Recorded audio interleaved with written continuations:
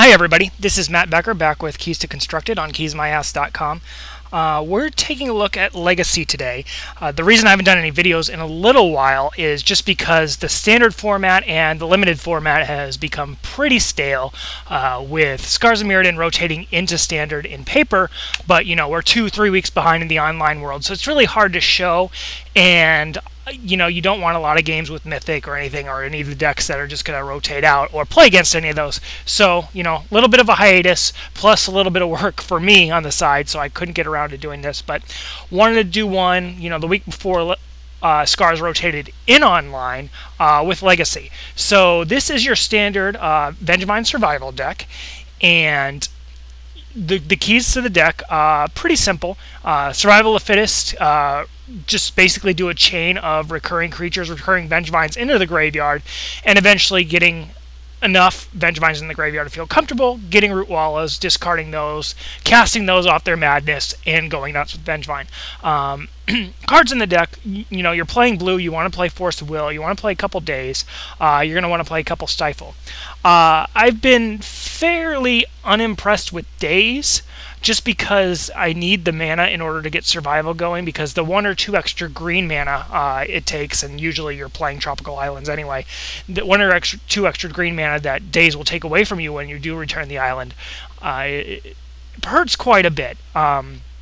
Stifle is good just to get the extra turn or two on your opponent. I think Stifle's better than Daze, but again, stopping fetch lands and things like that are nice, but at the same time, it can slow you down a bit when you're just trying to get Hierarchs out, you're just trying to get the engine going.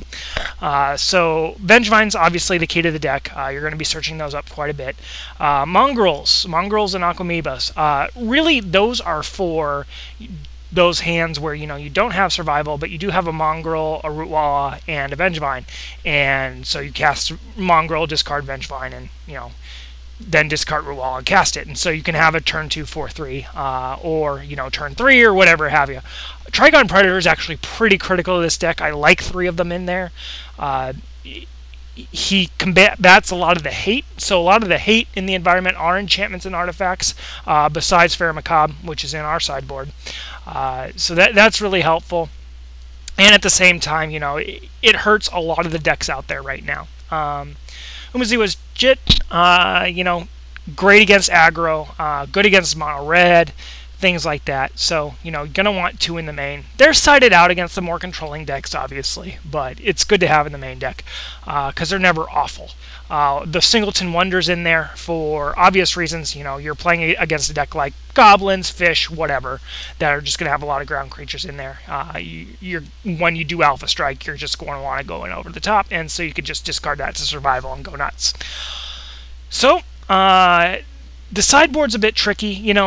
I have the sideboard planned for the paper meta rather than the online metagame.